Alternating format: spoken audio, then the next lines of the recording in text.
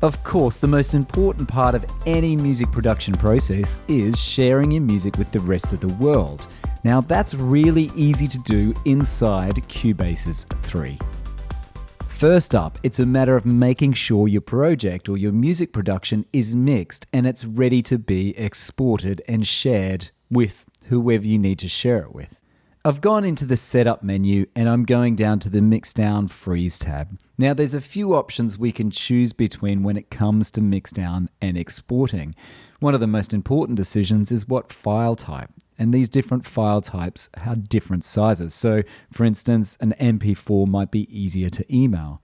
Then you can choose to do things like mix down in between the locators. So all the information in between the left and the right locator will be mixed.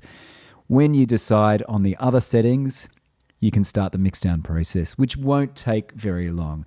So at this point in time, Cubasis will go through all of your music production and put it all together through that stereo output, and it will give you a stereo file, which you can then play and use to reference your music production and your mixes in a number of different listening environments to make sure they're suitable for general consumption.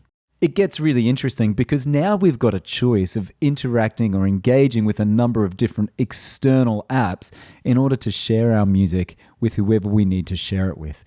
So if we go to the share button, we could choose to use something like Audio Share, which is a third-party application. And once you're in Audio Share, you can then use their different exporting functions to then export or email or send using SoundCloud to someone else.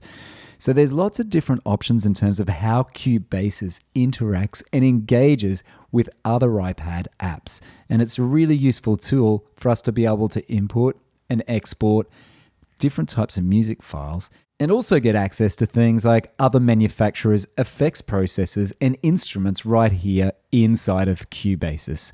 So there's lots of potential to expand Cubasis and have it work with other apps. I've left the most amazing feature in terms of sharing until the end.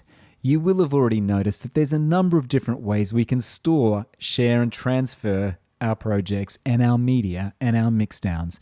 You can also instantly zip a file, enter an email address and email it off to someone or even yourself if you need to.